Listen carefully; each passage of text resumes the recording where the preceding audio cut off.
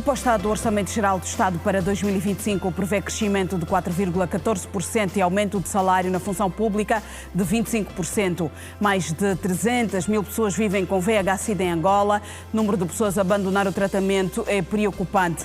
O Ministério da Justiça e dos Direitos Humanos lança a terceira edição da campanha Beida de Panda, voltada para a emissão e atribuição do bilhete de identidade. O número de mortos da comunidade espanhola de Valência ultrapassa os 200, quando as autoridades espanholas admitem que há dezenas de corpos ainda desaparecidos. As matérias para segui-las agora no Girassol Jornal.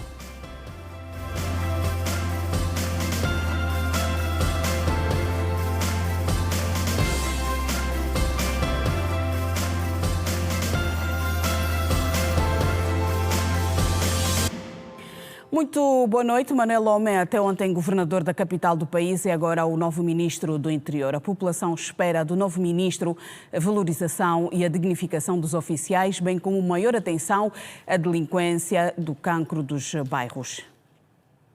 Governar a província de Luanda não é tarefa fácil, é um desafio e tanto. Significa governar um país, uma vez que há diversos países com mais ou menos o mesmo número de habitantes de Luanda. A cidade capital é a maior de Angola, acolhe o principal porto e é o do país.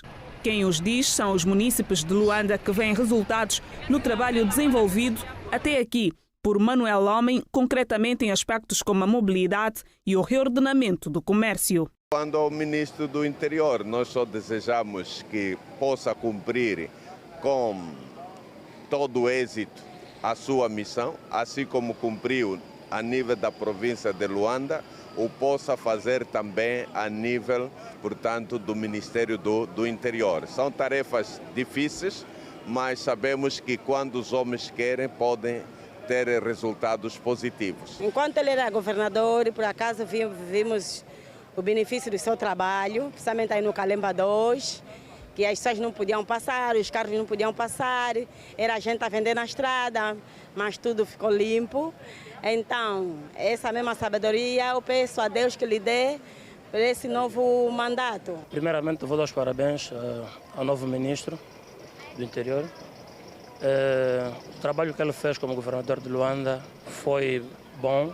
O governador é jovem e, jovem como é, então ele tem que pensar primeiramente na juventude, mais uma vez, porque no seu discurso como governador, ele sempre frisava nisso. 2 anos depois, Manuel Gomes da Conceição Homem deixa o cadeirão máximo do governo da província de Luanda e assume a pasta do Ministério do Interior. No seio da sociedade civil, a esperança de um país mais seguro e uma corporação melhor preparada para atender ao chamado da população. Primeiramente, a segurança nos bairros, e depois ver também com relação aos efetivos da polícia, porque muitos efetivos da polícia não vivem conforme o cidadão ou mesmo o próprio polícia gostaria de viver, não é? Porque nós sabemos que estamos num mundo ou num país que a delinquência cada vez mais aumenta e a segurança, nós queremos que a segurança fique próximo ao cidadão. Então, que o ministro dê a mais visão aos nossos bravos polícias. Oxalá que faça a mesma coisa que fez na governação de Luanda. É ver nessa parte da bandidagem para ver se cessa um bocadinho. Vivo em Viana, as pessoas não conseguem andar à noite, os gatunos pulam nas casas, ligam para a polícia não faz nada. Então, eu peço a Deus que ilumina o novo ministro do Interior, que ele possa fazer o seu trabalho devidamente, corretamente. Capacitar os órgãos de defesa e segurança, capacitá-los cada vez mais e dentro dessa capacidade incluir exatamente a aproximação ao cidadão. A aproximação ao cidadão é a parte mais importante, mas a própria polícia deve ser capacitada, deve ser potencializada e deve ser também sensibilizada para as suas funções e tendo em conta os imperativos a nível da cidade de Luanda. Manuel Lomé é licenciado em Engenharia Informática de Sistemas e mestre em Redes de Sistemas Informáticos. Ocupou vários cargos relevantes, incluindo o de Ministro das Telecomunicações, Tecnologias de Informação e Comunicação Social. Nos últimos anos, à frente da província de Luanda, assinala-se a implementação de algumas medidas que contribuíram para mudanças significativas na modernização de infraestruturas, da segurança pública e das tecnologias de informação, promovendo iniciativas de governança eletrónica e modernização dos serviços administrativos. E vamos olhar para esta matéria, analisá-la. Em estúdio tenho com Meio da Rosa, que é jornalista. Muito boa noite e bem-vindo ao Girassol Jornal. Vou começar por perguntar-lhes sobre esta movimentação nas peças que o Presidente da República fez, a movimentação das peças no Governo. Qual é que é a avaliação que faz? Pela primeira vez temos um ministro civil no Ministério do Interior. Bom, ministro civil, a TV. Boa noite, Laurinda. Boa noite aos telespectadores da Rede Girassol. Realmente temos um ministro que sai de funções de governador da província de Luanda, né, que era uma função também importante, e vai vai assumir um pelouro que é complexo, que é talvez dos mais importantes, não é que os outros não sejam, mas que tem o seu grau de complexidade dentro do aparelho do Estado, e nomeadamente no sistema de defesa e segurança nacional. Essas mexidas que o Presidente da República tem feito dentro deste aparelho de segurança nacional, o que é que elas podem significar? Podemos ver no SME, no SIC, o que é que elas podem significar? O que é que se pode dizer destas mexidas? Vamos lá ver em termos cronológicos. O Presidente da República primeiro mexeu no Serviço de Investigação Criminal, o SIC, e o Serviço de Migração Estrangeiros, o SME. São duas áreas, dois setores nevrálgicos, digamos assim, do Ministério do Interior. E só mais tarde exonera o ministro, que era o titular da pasta. Mas vamos para os dois casos primeiros. O Presidente da República, na tomada de posse destas duas figuras, que passaram a ter responsabilidades acrescidas, e no quadro também de um conjunto de situações que foram ocorrendo, nomeadamente a questão do tráfico de combustíveis, aquela polémica que continua ainda, né, não está resolvida, pelo menos não está, as instituições de direito não se pronunciaram ainda, estamos à espera da PGR, mas pronto, voltamos a essa questão que eu estava a dizer, que me estava a referir, é que o Presidente da República salientou a importância destes dois serviços no quadro da defesa e segurança, que é o SME, que trata da tramitação de passaportes, da entrada e saída de estrangeiros e também de nacionais, e o Serviço de Investigação Criminal, que é extremamente importante, porque é a segurança dos cidadãos, a segurança das coisas aqui em Angola, a segurança interna, que estava em causa. Portanto, quando o Presidente da República chama a atenção para a importância desses dois serviços, bom, queria dizer muita coisa, talvez tenha dito pouco, mas feito muito ao mexer e ser ele a dar posse a esses dois titulares, dois novos titulares. Mas no concreto, qual é a mensagem que se queria passar? Bom, a única coisa que se pode aduzir aí é que as coisas não andavam muito bem no Ministério do Interior. É claro, da competência do Presidente da República, titular do Poder Executivo, é da sua esfera de competências mexer nos seus auxiliares, e até os diretores nacionais também são auxiliares do Presidente da República. Portanto, ele achou que seria o momento para mexer nessas duas peças.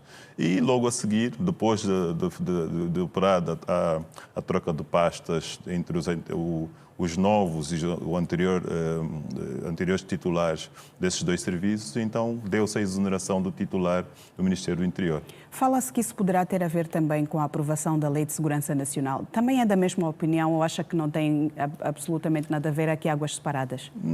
É assim, toda a movimentação de quadros no setor castrense tem a ver com a Lei da Segurança Nacional, claro. Adequam-se não só os termos que estão mais ou menos alinhados agora com a Constituição, que já é de 2010, porque a Lei de Segurança Nacional também tinha alguns problemas relacionados com a sua adequação e a sua conformidade com a Constituição. Mas sim, também pode ter alguma coisa a ver, sim, porque era importante olhar para o titular do Ministério do Interior e talvez, associado também a isso, a esta questão da lei, o novo timing político. Nós estamos, neste momento, eu vi agora a matéria, é uma questão que eu queria já levantar também, que é a propositura da proposta do Orçamento Geral do Estado, né? Nós vamos agora para um novo ciclo de execução orçamental. Sim. E os setores, e nomeadamente o Ministério do Interior, têm uma palavra a dizer, claro, em todo esse ecossistema da governação, o Ministério do Interior tem um papel fundamental. E era importante, sendo o Presidente da República também um comandante em chefe, e sendo esta área muito importante para todos nós, para a segurança do país, era importante que se desse essa atenção, movimentando o titular deste pelouro, em função também da visão e dos interesses que estão em causa nessa matéria. A questão do ministro, agora ministro Manuel Homem, é um ministro jovem. É isso que eu já lhe iria perguntar. Falou-se sobre o combate à delinquência, as pessoas pedem que se valorizem mais os efetivos da Polícia Nacional e quase todas as forças de segurança. Para além destes desafios, quais serão outros desafios que poderá enfrentar Manuel Homem, que poderá ter pela frente? Bom, Manuel Homem tem à frente de si todo um conjunto de problemas que são, na verdade, serão desafios. Né? Não é que o anterior ministro não tivesse dado conta deles, claro que não. O ministro Laborinho cumpriu o seu papel. É um fim de ciclo, né? Esteve lá desde 2019, penso. 2019, sim, ele foi governador da província de Cabinda, depois é que foi a Ministério do Interior. Ele fez 5 anos. Eu acho que é um consulado digno de algum respeito por tudo aquilo que fez. Mas agora o engenheiro Manuel Homem terá outra visão, claro, tem que emprestar outra visão ao setor do interior. Ele vai lidar com a segurança pública, nomeadamente na questão das políticas. Hoje mesmo também foi anunciado um aspecto importante relativamente à Polícia Nacional, quer dizer, vai gerir um setor que toca em muitos aspectos. Nós estamos a falar da segurança, da estabilidade, digamos assim, e da paz social dos angolanos. Portanto, entregar-se a essas funções, por isso é que eu falei no início que era um setor muito complexo, essas funções e responsabilidades a um jovem, não só representa um grande motivo de orgulho para todos nós também, que somos jovens, mas também representa um sinal do Presidente da República, porque um sinal importante entre aspas, de coerência no discurso, porque o Presidente da República fez questão de sublinhar que continuaria a dar sinais de confiança aos jovens, exatamente, inclusive aqueles que desempenham já agora funções no aparelho do Estado, e inclusive lembro, e cito, as palavras serão do Presidente da República, que eventualmente no futuro possam inclusive assumir as funções de Presidente da República. Portanto, esse é um sinal também de coerência do Presidente da República ao nomear um jovem para um cargo ou uma função, neste caso, extremamente complexo e que é muito importante, eu diria mesmo, que é nuclear, digamos assim, para a existência e o funcionamento do próprio governo. Luís Nunes deixa Benguela e vem para Luanda. Manuel Nunes Júnior vai para Benguela. Como é que olha para esta movimentação? Bom, é interessante, eu estive a ver o percurso do senhor, do ex-governador atual, nomeado agora governador de Luanda. Ele fez 3 anos, ele é natural da Huila, ele fez 3 anos na sua província, na sua terra natal, 3 anos, voltou a fazer 3 anos em Benguela. E, curiosamente, acho que os timings batem mais ou menos por essa altura. Vem agora assumir funções na maior praça política de Angola, em Luanda. É um percurso interessante. O senhor Luís Nunes faz um percurso interessante desse ponto de vista, porque apresentou resultados na Huila, apresentou resultados em Benguela e esperamos que venha fazer boa figura aqui em Luanda.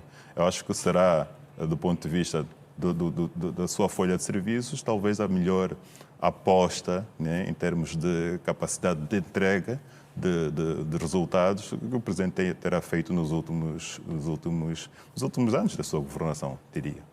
Em relação agora ao Dr. Manuel Nunes Júnior, já para fecharmos. Sim, para fecharmos. É interessante que é um cidadão, um quadro do Estado angolano, é um quadro do partido MPLA,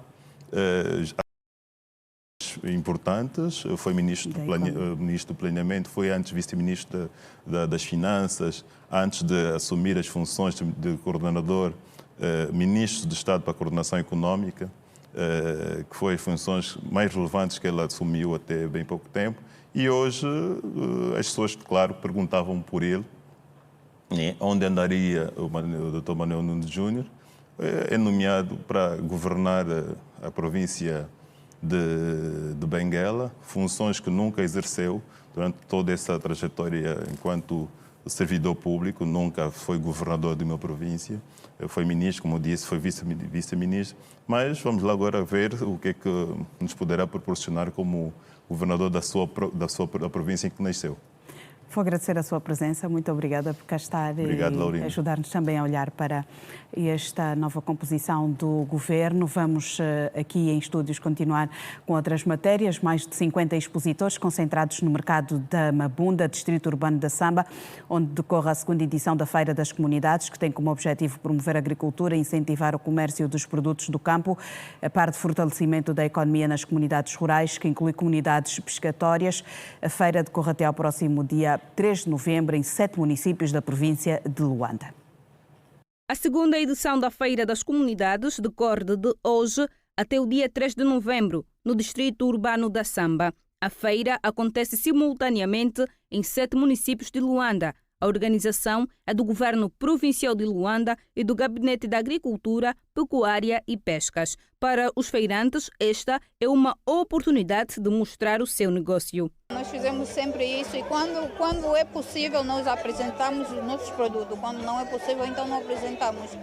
Mas dessa vez tem a feira, tá boa, sim senhora, mas só não temos cliente, então está um bocadinho frio. Estamos aqui a representar a feira com peixe seco e temos também o peixe fresco, temos as verduras, temos a cebola e por aí fora, temos de tudo um pouco. É uma oportunidade, como estou na reforma e tenho uma lavra, pronto, os produtos que eu trago na lavra, venho e vendo aqui também. Praticamente ainda estão no início, né? Vamos ver até o fim do dia como é que isso vai ser. O administrador adjunto para a área política, social e financeira do Distrito Urbano da Samba afirmou que esta segunda edição da Feira das Comunidades conta com a presença de mais de 50 expositores.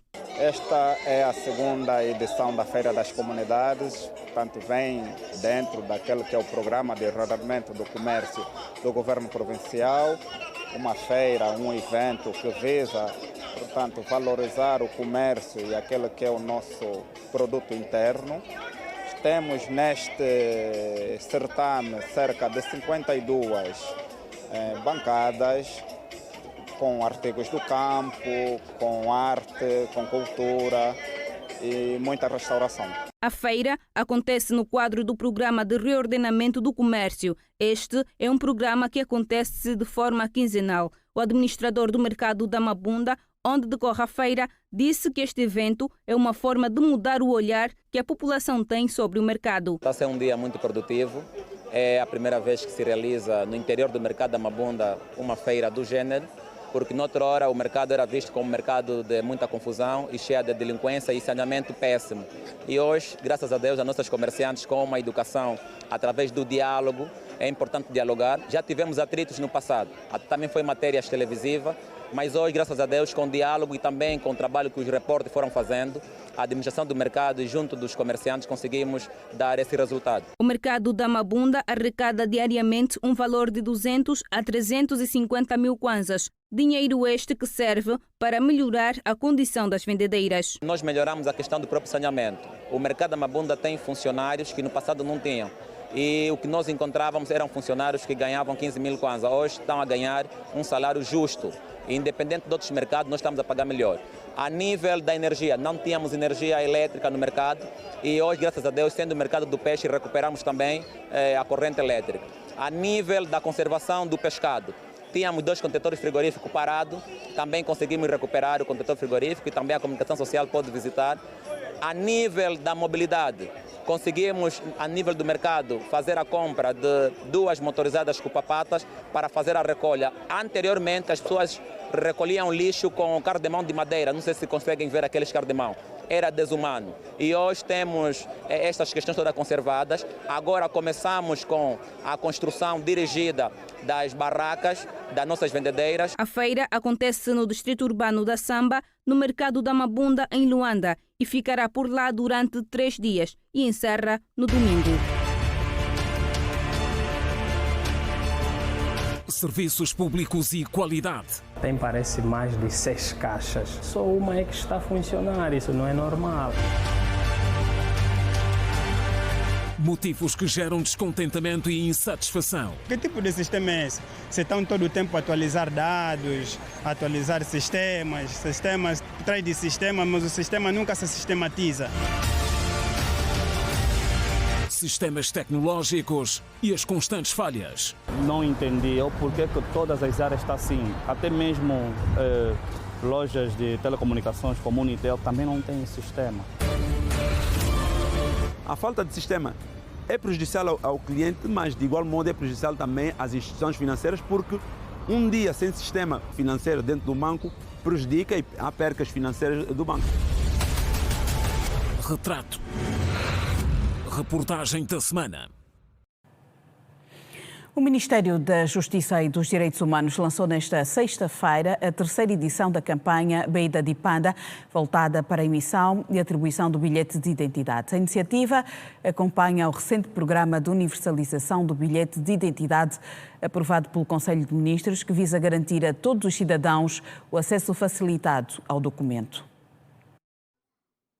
Com a proximidade do dia 11 de novembro, que marca os 49 anos da independência nacional, o Ministério da Justiça e dos Direitos Humanos lançou a 3ª edição da campanha Beida de Panda. O objetivo é emitir bilhetes de identidade de forma massiva e simplificada aos sábados durante o mês de novembro em todo o país. A campanha cinge-se dos 0 aos 17 anos de idade e qualquer pessoa nesta franja poderá tratar o bilhete de identidade todos esses 5 sábados de novembro. Os pais que puderem acompanhar os seus petizes, os adolescentes que puderem comparecer, é sempre de bom grado para podermos então levar esta campanha a bom rumo. A iniciativa está alinhada ao Programa de Universalização do Bilhete de Identidade, aprovado pelo Conselho de Ministros, que garante que as crianças recebam o documento no momento do nascimento. Este processo já começou. Nós hoje já estamos a utilizar um sistema que está a ser expandido a nível nacional. Não estamos ainda a 100% do território, mas que o cidadão, logo à nascença, já está a receber o bilhete de identidade. Não em todos os serviços, porque isso está a ser de forma progressiva, mas esses postos remotos, por enquanto, estão a utilizar ainda este sistema mais tradicional, que é a emissão do assento de nascimento perante uma conservatória ou um posto de registro civil e depois para a identificação. Começamos a fazer, já temos os postos nas maternidades, nos hospitais que têm sido inaugurados nos últimos tempos, Sua Excelência, Sr. Presidente da República, e que os postos já estão instalados, estão a receber os bilhetes de identidade e não levar os assentos. Mas temos que dizer que não estamos instalados ainda a nível nacional em todos os espaços. Isso vai levar algum tempo e é com base neste projeto que foi agora aprovado no Conselho de Ministros que tem a tendência da expansão para haver esta cobertura a nível nacional. O diretor nacional de identificação explicou que os assentos de nascimento emitidos pela Igreja não serão reconhecidos legalmente. Os assentos perante a nossa lei, os assentos de registro civil, Os únicos válidos são os emitidos pelo Ministério da Justiça pelos seus serviços externos, que são as conservatórias. A Igreja pode fazer uma catalogação, podemos chamar assim, um levantamento de dados de um cidadão que nasceu, como antigamente se podia fazer na Igreja Católica, fazia esse registro de batismo e foi utilizado até um certo tempo, mas que já não é válido perante as nossas repartições de registro, que quer dizer que hoje o cidadão precisa mesmo de fazer o seu registro de nascimento numa conservatória. Para as crianças nascidas em áreas remotas, o Ministério planeia reativar os BUAP e os postos móveis de identificação em colaboração com o Ministério da Administração do Território. Os BUAPs, nós temos um trabalho em conjunto, chamamos este projeto do caminho conjunto entre o MAT e o Ministério da Justiça, que tem mesmo este papel. Estamos a trabalhar a darmos os mesmos passos de mãos dadas, no sentido de que os BUAPs tenham a mesma informação, possam fazer o mesmo trabalho, que no sentido de apoiar, visto que eles têm esta particularidade de ter várias estruturas espalhadas pelo país, nas zonas mais remotas. Podemos dizer que a nível nacional tem uma distribuição que quase nenhuma instituição mais tem. A Direção Nacional de Identificação, Registros e Notariado pretende, durante a campanha BI da Dipanda, superar os 27 mil bilhetes emitidos na edição anterior, visando a identificação total dos cidadãos até 2027, meta estabelecida pelo governo angolano. O Centro Ortopédico de Reabilitação Física do BIE tem vindo a devolver a esperança a muitos cidadãos que voltam a andar. Apesar dos inúmeros desafios para a instituição, que atende em média 180 pacientes dia, o centro especializado produz apenas perto de 230 próteses devido à falta de matéria-prima. Trata-se do único centro especializado no município do Cuito e na província do Bié. E por este motivo, o Centro de Reabilitação Física recebe um número alto de pacientes, sendo que muitos deles são provenientes das províncias de Cabinda e de Malange. Todavia, para quem aqui trabalha, os números são estímulos e gratificação em saber que os materiais produzidos servirão para devolver a esperança dos pacientes em voltar a andar. Porque geralmente a pessoa, quando perde um membro, ele pensa que na sociedade já não vale. Então, por isso é que nós temos que reabilitar para amanhã ele estar feliz também da vida, fazer seus trabalhos à vontade, estar bem perante o público. Os pacientes que chegam aqui para a reabilitação é porque já passaram a ortopedista, já passaram a medicina, a pediatria e são encaminhados para quê? Então, ajudar os pacientes, ver pacientes que têm problemas e nós recuperamos. É uma satisfação enorme. De dizer que é o único centro aqui a nível da província e nós também recebemos não só pacientes aqui do Bié, também temos de realçar que recebemos pacientes que vêm de outros pontos do país, com maior destaque para Malange. Nesse caso são os pacientes que vêm para protetização.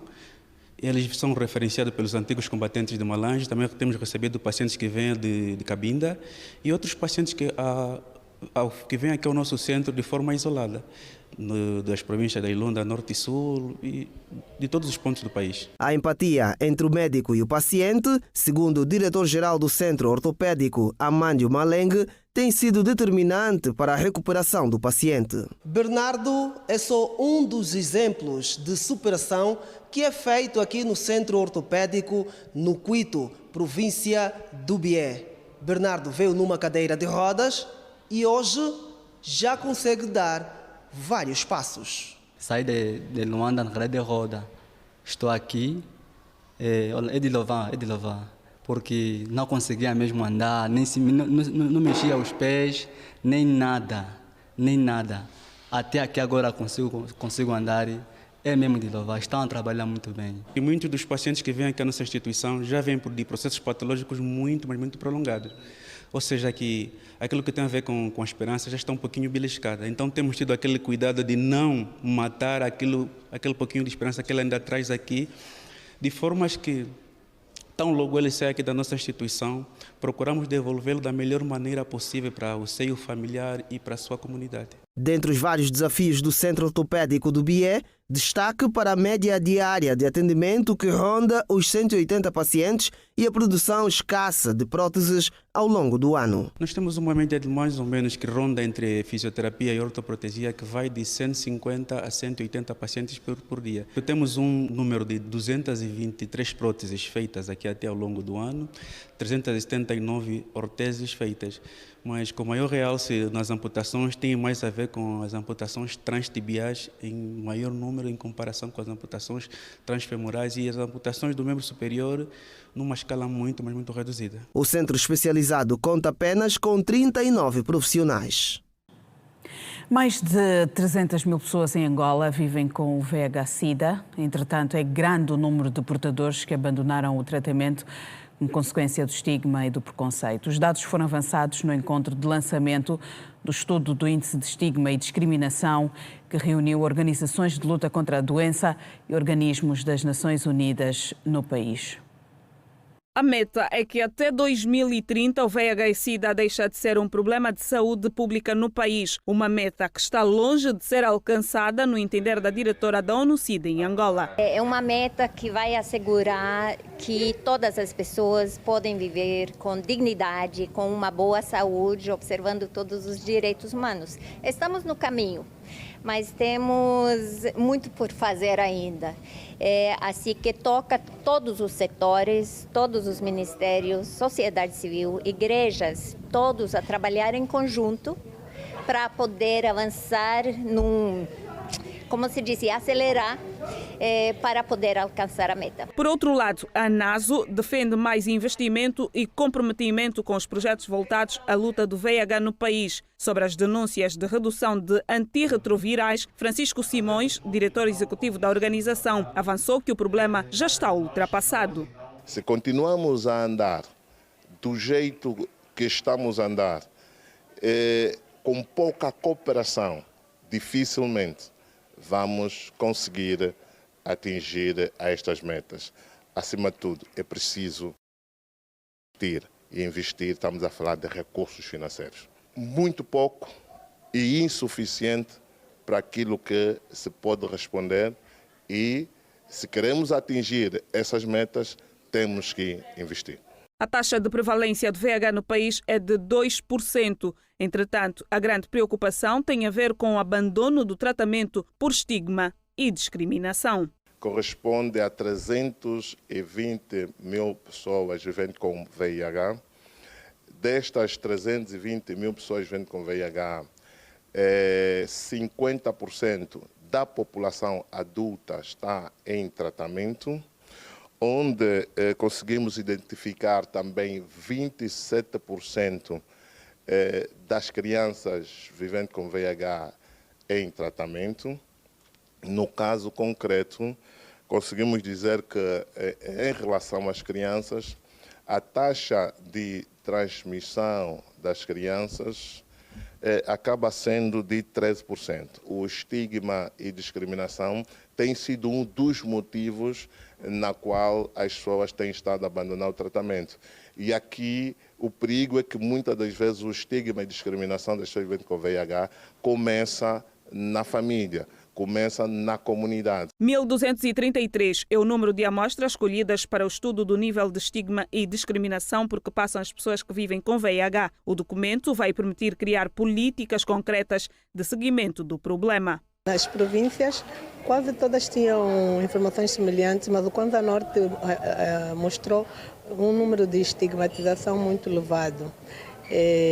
Muitas dessas pessoas disseram que apresentaram queixas ou fizeram um boletim de ocorrência para que pudessem ver o seu problema resolvido, mas quase todas não tiveram nenhum resultado, foram sem êxito. Temos a baixa taxa de exames de carga viral, sobretudo na Huila. Benguela, Huambo, Huila, Kwanza Norte e Lunda Sul são as províncias em que o estudo já está concluído, sendo que o de Luanda ainda decorre. O Presidente da República, João Manuel Gonçalves Lourenço, exonerou por conveniência de serviço Ana Celeste Cardoso Januário do cargo de Secretária de Estado para os Direitos Humanos e Cidadania do Ministério da Justiça e dos Direitos Humanos. Para ocupar o mesmo cargo, o Presidente da República nomeou Antônia Oswaldina Simão da Cruz Iaba.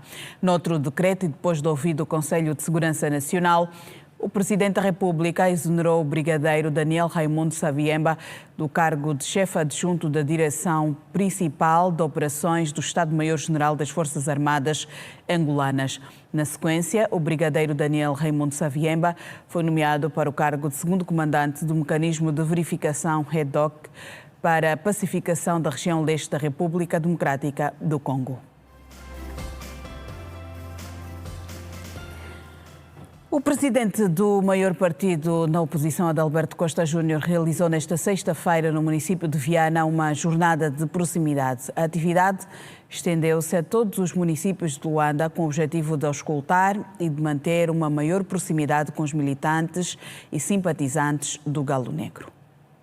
Este encontro faz parte de uma série de ações promovidas pela UNITA, que tem procurado reforçar a presença junto dos cidadãos e construir uma ponte de unidades locais. Na ocasião, o líder da oposição destacou a importância do encontro para a partilha de conhecimento com os militantes. Mas o que nós fizemos hoje foi uma jornada de proximidade, o que estamos a fazer. A direção da UNITA está nos municípios todos a fazer uma jornada de auscultação, de proximidade, de partilha, para melhorarmos o nível de conhecimento, de interação com os quadros e, portanto, trabalharmos melhor para aquela que é o nosso grande propósito. Adalberto Costa Júnior destacou igualmente que continuará a manter a sua responsabilidade educativa em meio a críticas que tem recebido. Quando eu leio alguns jovens a dizer coisas menos bonitas, eu entendo a juventude, mas eu tenho também uma responsabilidade educativa. E hoje, como acompanhou, também deixei aqui algumas respostas a alguns jovens. Nós não estamos parados, pelo contrário. E nós estamos a trabalhar com partidos democráticos, estamos a trabalhar com as instituições do mundo, no sentido de ajudarmos. Este é um processo complexo. O Partido do Galo Negro vai continuar a reforçar a sua comunicação política, que já no próximo ano vai realizar um congresso para eleger o novo presidente.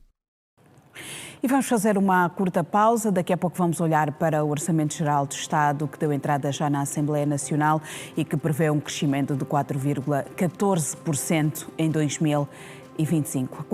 A pausa é curta, nós voltaremos logo de seguida. Até já.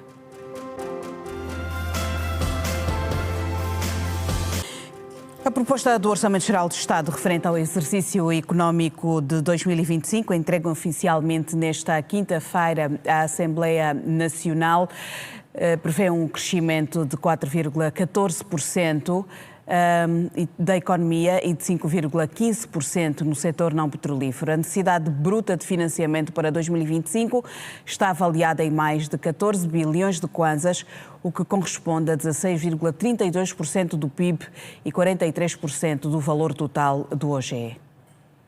O serviço da dívida pública no Orçamento Geral do Estado 2025 passa a ser de 49%, opção do Governo que inverte a medida de 2024, quando se fixou num custo de 51% da programação financeira do Estado.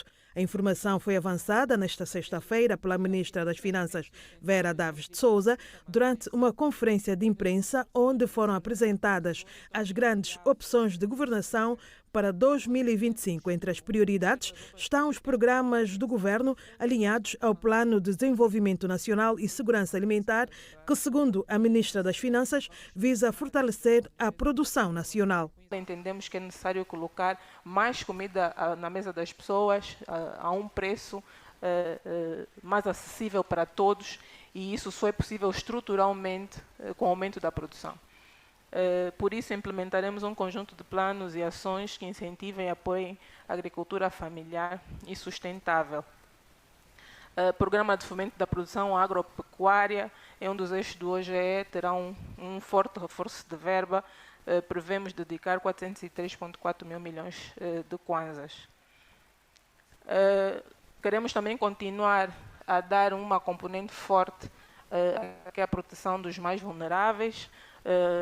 e prevemos, por isso, o Programa de Integrado Desenvolvimento Local e Combate à Pobreza, com orçamento de 232,21 mil milhões de kwanzas, Programa Nacional de Alimentação Escolar, aquele que chamamos um carro forte da proposta do orçamento, porque toca 2 temas, toca a segurança alimentar, toca o aumento da produção, toca mexer com os negócios locais e toca a retenção de crianças na escola. Estamos a prever 450 mil milhões de kwanzas que queremos que seja implementado via aquisições de produtos locais, produtos do campo, e como referi, assim asseguramos que as crianças permaneçam na escola porque vão ter alimento e ao mesmo tempo as pequenas e médias empresas, as famílias e os pequenos agricultores têm possibilidades de vender os seus produtos ao abrigo desse programa. Estamos a prever para 2025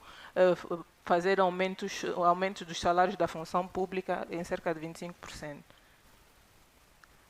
Melhorar o desempenho do programa de investimento público, porque entendemos que há infraestruturas que não podemos deixar de fazer e também não podemos levar tanto tempo a terminá-las, porque o custo de não terminá-las a tempo é maior do que de terminá-las a tempo. Principalmente algumas chegam num estágio que, se não o fizermos e pararmos muitos anos depois para recuperar, tem que se gastar muito mais. Então, estamos a reforçar a dotação orçamental para o Programa de Investimento Público. Vamos continuar a contar com receitas de financiamento, necessidades brutas de endividamento, 14,64 bilhões de kwanzas. Depois, em termos de receitas não petrolíferas, temos 6,15 bilhões de kwanzas, outras receitas 2,99, receitas petrolíferas 10,85. O OGE 2025 estima receitas e despesas de 34,63 bilhões de kwanzas. Fora o serviço da dívida, o setor da saúde lidera as alocações de verbas com 41%, seguido da educação. Excluindo o efeito da dívida pública, temos o setor social a subir para 44%. Logo a seguir, 24% setor econômico 16%, públicos gerais 24% e defesa e segurança 16%. E aqui temos os números propriamente ditos. O orçamento da educação a crescer 43%, habitação e serviços comunitários 59%, proteção ambiental 10%, proteção social 58%, recreação, cultura e religião 124%, mas a base é menor, saúde 41%. De modo que estamos a passar de um total de despesa com o setor social em 2024 de 4,9 bilhões de kwanzas para 7,4 bilhões de kwanzas. Pedro Coassa, que é economista, muito boa noite e bem-vindo ao Girassol Jornal. Vamos começar a olhar para estes números que foram hoje apresentados. O Orçamento Geral do Estado está já na Assembleia Nacional. A proposta, neste caso, a proposta de lei do Orçamento Geral do Estado está na Assembleia Nacional. Prevê-se despesas e receitas acima dos 34 bilhões de kwanzas, muito acima daquela que estava prevista para este ano, 24,7%. Qual é que é a sua opinião relativamente a este valor que agora é estabelecido para as receitas e despesas do OGE? Boa noite, Laurinda. Boa noite a você que nos acompanha a partir de casa. Conforme explanado pela ministra Vera Daves, um dos aspectos que se observa de positivo neste orçamento, apesar de Angola estar a viver uma situação de aperto fiscal, verifica-se uma certa tensão permanente da parte do governo em manter o gasto voltado fundamentalmente ao setor social, de modo a combater a pobreza no que toca fundamentalmente ao fomento da agricultura familiar e também ações que visem mitigar questões associadas à evasão escolar, por exemplo, que tem muito a ver com a falta de um conjunto de mecanismos que possa levar à retenção de alunos, especialmente no ensino fundamental, na educação. E falou-se aqui da questão associada ao aumento, não é, da verba alocada à questão associada à merenda escolar, o que é positivo. Falando agora especificamente à questão associada ao investimento em infraestrutura, isto é muito importante porque porque quando a gente olha para o déficit orçamentário que Angola vive, nós vemos que isto tem como pano de fundo o fato de Angola não apresentar uma base tributária relativamente robusta que possa oferecer um conjunto amplo de receitas tributárias para o governo. E isto tem muito a ver com o fato de ser fortemente diversificada. E para que isto possa acontecer é necessário que haja um crescimento robusto no longo prazo e a infraestrutura desempenha um papel fundamental neste aspecto. A ministra diz que o setor não petrolífero vai crescer acima de 6%, pelo menos é o que se prevê. Isto tendo em conta os vários projetos e planos de desenvolvimento, principalmente no que toca à agricultura? Bem, são projeções, não é? Isto depende muito do modelo macroeconômico que o Ministério das Finanças terá usado para poder-se fazer essa projeção. De uma forma geral, verifica-se que, de algum tempo a esta parte, houve um aumento significativo da produção nacional, em que pese ainda ser insuficiente para poder atender aquilo que são as necessidades, não é, que o país apresenta em termos de demanda potencial para poder alavancar um crescimento mais sustentado.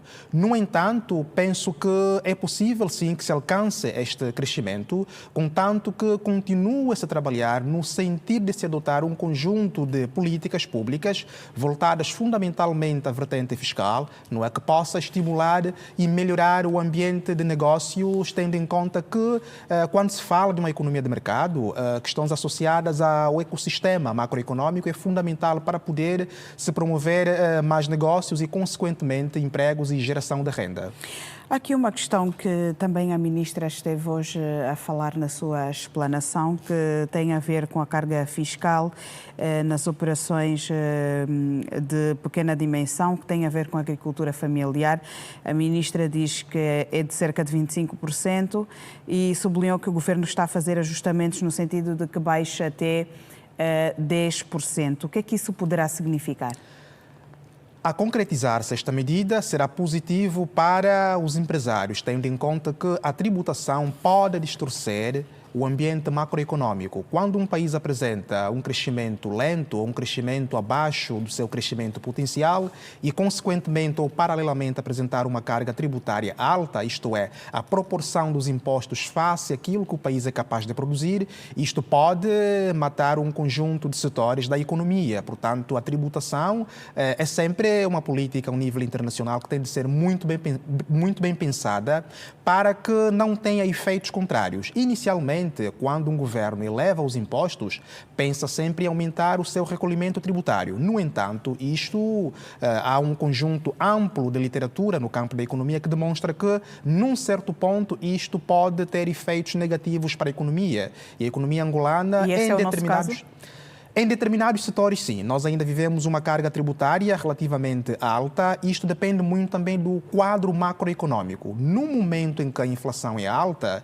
isto leva ao encolhimento da renda disponível das famílias e isto, consequentemente, reduz também a demanda. E quando você eleva a carga tributária, pior ainda, ou seja, o crescimento compromete-se no longo prazo e também no médio prazo. Portanto, é uma medida muito acertada a concretizar-se e pode, portanto, levar a um alívio, não é, da parte dos empresários e, consequentemente, pode ter reflexos positivos no nível de preços e também num conjunto de indicadores macroeconômicos. Já para fecharmos mesmo, há uma questão que eu lhe queria perguntar, que tem a ver com o crescimento da economia, 14% ou 7%.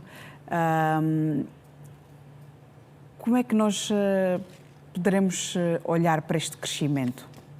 Bem, isto vai depender muito... São perspectivas, sabemos, certo. Mas a vir a crescer a 4% ou acima de 4%, o que é que Angola ganha com isto? Certamente ganha um conjunto de medidas, não é? Ou seja, isto pode ser positivo para a economia na medida em que pode gerar mais emprego e, consequentemente, renda. Entretanto, trata-se de um crescimento muito forte, o que exige um conjunto de ajuste estrutural para poder-se manter este crescimento. E aqui falo fundamentalmente da questão associada à qualificação da mão de obra é fundamental para poder se manter um crescimento sustentado. Nós temos uma economia que se enquadra naquilo que se pode chamar de uma economia em desenvolvimento. E são economias que normalmente apresentam um nível de crescimento potencial bastante elevado, tendo em conta que, sendo um país pobre, apresentam um conjunto de necessidades e carências que podem também favorecer um crescimento mais robusto. Entretanto, este crescimento, se não for acompanhado, de políticas que possam promover alguns aspectos estruturais, sobretudo que possam promover e potenciar a educação, que tem muito a ver com a qualificação profissional, e também a infraestrutura, que tem muito a ver com a criação da base sobre a qual o setor privado funciona, é possível que haja alguns problemas. No entanto, eu acredito que tudo está a fazer-se no sentido de que as políticas públicas possam também ser implementadas nesse sentido e poder acompanhar a política fiscal. Pedro Costa, vou agradecer a sua presença. Obrigada por cá estar e ajudar-nos a perceber mais sobre este Orçamento Geral do Estado para o período de 2025. Vamos seguir neste jornal. O Presidente da República, João Lourenço, recebeu hoje o Ministro das Relações Exteriores e Cooperação da África do Sul, que transmitiu o cumprimento do Presidente Cyril Ramaphosa. Ronald Lamola está em Luanda para tratar da visita de Estado do Presidente angolano à África do Sul, marcada para o mês de dezembro. Angola e a África do Sul querem reforçar os laços de amizade e cooperação. Os setores da energia, cultura e comércio são os prioritários nesta nova era da parceria. À saída da audiência, o Ministro das Relações Internacionais e Cooperação da África do Sul, Ronald Lamola, sublinhou que está em Luanda para discutir detalhes da visita oficial do Presidente João Lourenço à África do Sul, marcada para o mês de dezembro. For myself, as a Minister of International Relations from South Africa, na minha qualidade de Ministro para Relações Internacionais, também vim aqui engajar abordar temas importantes com o meu homólogo, o Ministro das Relações Exteriores, António Tete, no sentido de prepararmos toda a documentação necessária para a próxima visita do Presidente João Lourenço à África do Sul, no próximo mês de dezembro, em que serão abordados temas de interesse mútuo entre os dois países e também assinados vários instrumentos jurídicos que cobrem as áreas da energia, da interação cultural, da comércio, economia e uma série de outros temas que serão vistos mais amplamente durante a visita oficial na África do Sul. So today's working visit is to prepare for that. Na sequência, o chefe de Estado angolano concedeu audiência ao presidente da Heirs Holding, um conglomerado empresarial nigeriano que atua nos setores das finanças, energia, infraestruturas, saúde, imóveis e agronegócio. Tony Elumelu anunciou que, através da sua fundação e do seu banco, quer se instalar em Angola com o propósito de contribuir para a economia nacional. Através do meu banco, United Bank of Africa, gostaríamos de apoiar o governo de Angola e, sobretudo, acompanhar a agenda económica do Presidente de Angola na sua transformação económica e, a partir de 2025, gostaríamos de estar aqui marcar uma presença mais consistente para poder acompanhar as empresas angolanas, os jovens empresários angolanos e fazermos também parte desta transformação económica. Em Angola, Tony Elumelu quer prestar uma atenção especial às micro e pequenas empresas. O empresário promete financiar com valores que poderão iniciar em $5.000 para os pequenos empreendedores. Portanto, haverá para os pequenos empresários verbas a partir de $5.000 para eles poderem lançar os seus negócios. Teremos, claro, um foco particular sobre nas pequenas e médias empresas, porque acreditamos que é a partir daí que também, se ajudarmos essas pequenas empresas a crescerem, haverá criação de emprego e isto também é em benefício da nossa juventude. E, portanto, nós não vemos a hora de começar, porque consideramos que a Angola é a nossa segunda casa, gostamos muito de interagir com as pessoas aqui e gostamos muito dos projetos e das interações que nós já tivemos com os ministros ligados a certas áreas. O grupo empresarial é bem referenciado pelo seu compromisso com o desenvolvimento económico e social em África e busca promover o conceito de capitalismo africano, que visa gerar lucro enquanto promove o crescimento sustentável e o empoderamento económico.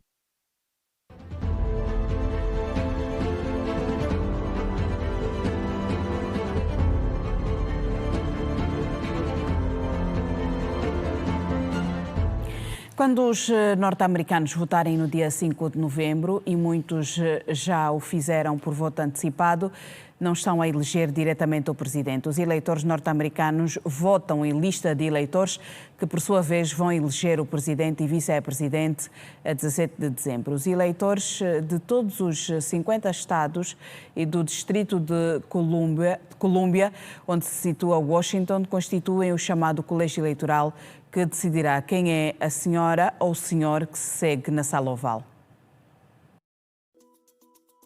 Comecemos por aquilo que pode parecer uma contradição. O candidato que ganhar a maioria do voto popular na noite eleitoral não é necessariamente o candidato que vai ocupar a sede do poder nos Estados Unidos, a Casa Branca. Para ganhar a presidência, o candidato tem de ganhar a maioria dos votos do colégio eleitoral. E como é que funciona o colégio eleitoral? O colégio eleitoral é composto por 538 eleitores que representam os 50 estados e o Distrito de Colômbia. Cada estado tem entre 3 e 54 votos eleitorais. O número de eleitores de um estado é determinado pela soma do número de senadores e representantes dos Estados Unidos. O Distrito de Colômbia, que não é um estado, tem direito a 3 eleitores, um número mínimo por estado. Eleitos os eleitores do colégio eleitoral, temos que um candidato precisa de 270 votos para ser eleito, ou seja, da maioria dos votos, no caso, metade mais um. Uma maioria simples.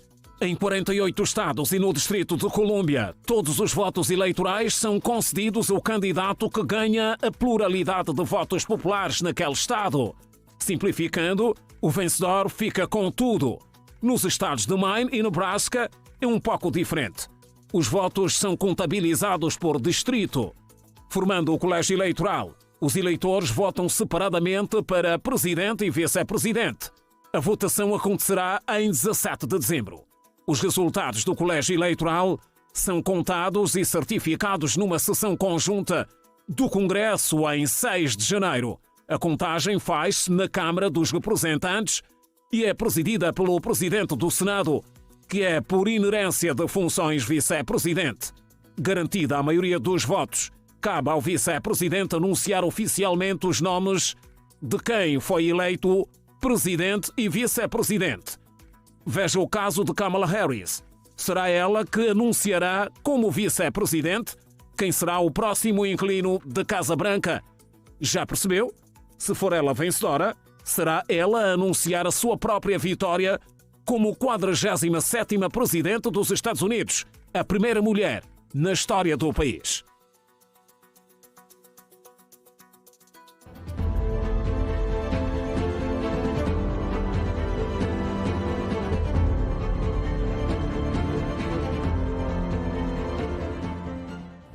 Vamos olhar para a reportagem da semana. Falha frequente de sistema nos bancos e em instituições da administração pública tem causado frustração e perda de tempo aos cidadãos, gerando queixas constantes e insatisfação quanto à qualidade dos serviços prestados. O problema, que tem sido recorrente em diversos pontos da capital, é visto por alguns como uma falha tecnológica que reflete a necessidade urgente de melhorias na infraestrutura digital do país. A reportagem é da Fernanda Gong.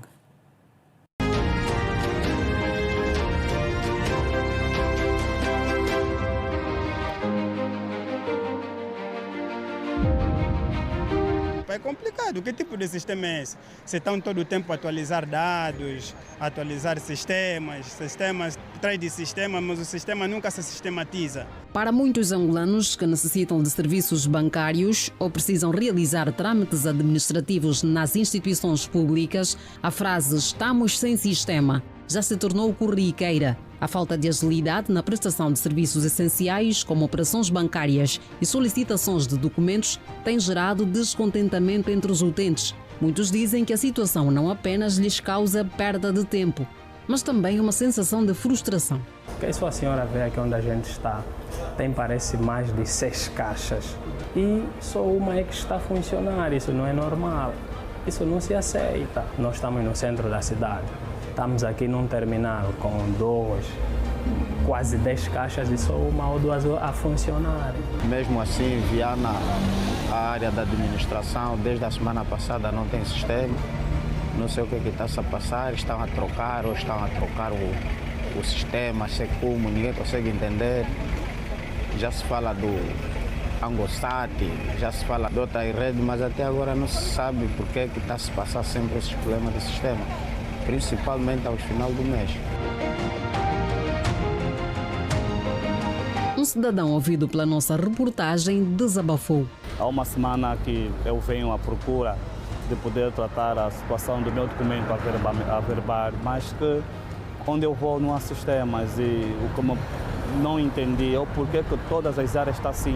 Até mesmo lojas de telecomunicações como Unitel também não têm sistema.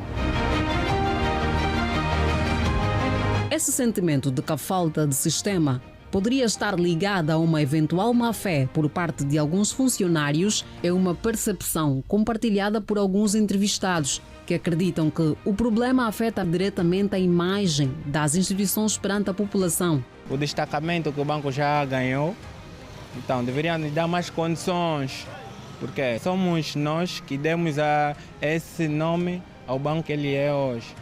A frase "não temos sistemas" é comumente ouvida pelos cidadãos que acorrem às administrações do Estado e também às instituições bancárias. Mas a pergunta que se faz é: o que significa quando se diz não há sistema dentro das instituições bancárias ou das administrações do Estado? O especialista responde. Sempre que um cidadão, um cliente for a uma instituição bancária e não só, e encontrar a vertente de falta de sistema, nós colocamos muitas vezes a falta de sistema como um problema meramente técnico ou informático. Quer dizer que o conjunto desses elementos que eu disse, a pessoa física, em termos de pessoa humana, que pertence à instituição, que tem a obrigação de dar informações, a ausência de condições técnicas de nível informático, possa ser que existe um outro problema dentro da unidade de negócio, pode condicionar ou não o funcionamento do sistema dentro do banco, mas o sistema nem sempre é associado com um problema meramente informático ou meramente tecnológico. Ainda assim, o economista Afonso Malaca afirma que a ausência de sistema reflete também a necessidade de investimentos em infraestrutura tecnológica. Só o satélite em si não é suficiente, é preciso nós termos infraestruturas boas. E quando eu estou a falar de infraestrutura, estou a falar da rede toda que traz aquilo que é a comunicação a partir do satélite e chega para aquilo que são as unidades todas. Se nós tivermos satélite, infraestruturas corretas e os computadores e tudo aquilo dentro do padrão que é necessário para que funcione corretamente, aí sim podemos ter um estágio muito melhor do que nós temos hoje. Segundo ele, a falta de sistema nos bancos de repartições representa uma perda significativa para as próprias instituições que deixam de atender clientes, o que pode impactar negativamente em sua imagem e resultados financeiros. As instituições financeiras, que no caso os bancos, precisam todos os dias de fazer operações. Um cliente que vai por exemplo, tratar um cartão multicaixa, precisa de tratar o cartão multicaixa e o cartão multicaixa é associado a uma comissão que é atribuída ao custo da emissão do cartão multicaixa. Se nesse dia não existir sistema em termos tecnológicos, sistema de comunicação, prejudica o banco, porque o banco naquele dia não vai ter rendimentos financeiros. A falta de sistema é prejudicial ao cliente, mas de igual modo é prejudicial também às instituições financeiras, porque um dia sem sistema dentro de uma unidade financeira, dentro do banco, prejudica e há percas financeiras do banco. O problema da falta de sistema não é único exclusivamente vivido pelas instituições bancárias. As instituições da administração do Estado também reportam diariamente este problema, como as conservatórias e as lojas de registro civil. Temos tentado arranjar soluções. Quando assim acontece, é preciso saber que o Ministério da Justiça tem os seus parceiros, os seus provedores que têm essa competência de tratar das questões das comunicações. Mas quando assim falha, que a culpa das acontece, são falhas que hoje estão a se tentar aprimorar, tentar resolver. Diante dessa situação, os cidadãos entrevistados apelam para uma solução definitiva. Apesar de compreenderem que questões técnicas podem ocorrer, eles defendem que essa realidade não pode se tornar uma rotina. Não tem sistema mais ou menos, tipo, não tem rede, não sei, com este sistema não conseguem fazer os trabalhos deles. Já que a televisão Girassol está aqui, a menos assim vai ajudar a engrandecer o trabalho deste banco, porque também, por sua vez, tem tido muitas falhas técnicas em questões de registro, em questões de atualização de dados. Tudo isso eles só dizem sistema.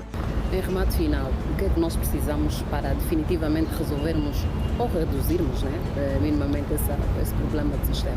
Continuar a investir nas instituições, é preciso investir no capital humano, é preciso investir nos meios tecnológicos, é preciso garantir que mais do que o investimento inicial haja investimentos de manutenção, um investimento sequencial de acompanhamento.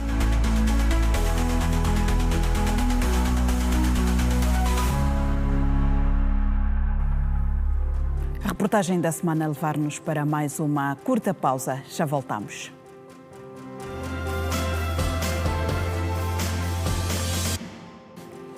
Ricardo Cheu, treinador do Petro de Luanda, e Julinho, avançado da formação tricolor, garantiram em conferência de imprensa, de antevisão ao jogo contra o Santa Rita, que o conjunto está preparado para conquistar mais 3 pontos.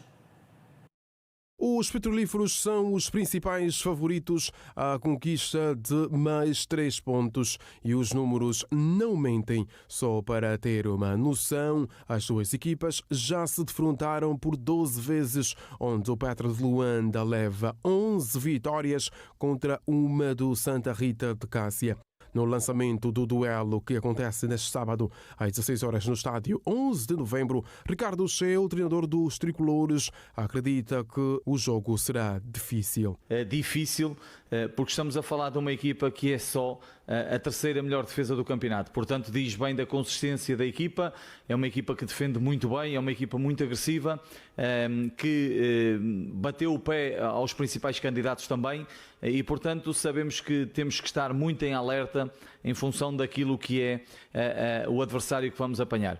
Naturalmente que nós focamos-nos muito naquilo que é o nosso processo, naquilo que nós podemos fazer com o estudo prévio daquilo que fizemos também do adversário. Temos a nossa estratégia definida, sabemos que vamos ter uma equipa muito pragmática, uma equipa que vai jogar muito no nosso erro, que vai jogar nas transições, que são fortíssimos, uma equipa que tem uma meia distância muito forte, uma equipa que está sempre com os olhos virados na baliza do adversário e depois tem essa consistência defensiva. O melhor marcador do conjunto do Catetão, Julinho, avança que no jogo deste sábado poderá fazer de tudo para marcar golos. Vai ter sempre um Julinho batalhador, um Julinho que não foge da regra, né?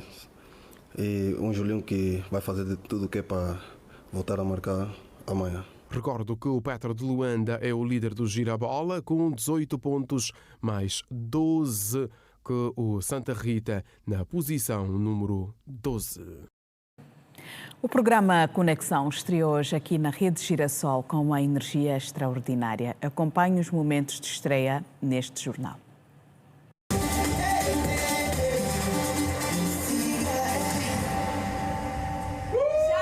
Muita alegria, estreou hoje o mais novo programa de entretenimento da TV Girassol, Conexão. De segunda a sexta-feira, às 16 horas e 30 minutos, a diversão está garantida com um formato dinâmico e cheio de energia, produzido pelos carismáticos Enes Kakoma e Ednardo Soares. Os apresentadores trazem uma química vibrante, misturando talento, humor e empatia para criar uma conexão única com o público. Conexão é alegria, é ligação, é união, é o nosso encontro consigo, que é o nosso telespectador, que é o nosso telespectador que nos vai acompanhar ao longo dos próximos dias que se seguem. Começou agora uma nova etapa aqui na Rede Girassol, estreou hoje, 1 de novembro, Conexão. Portanto, temos ainda muito trabalho pela frente e acredito que queremos assim contar consigo sempre. É um sentimento de alegria, satisfação, dever cumprido.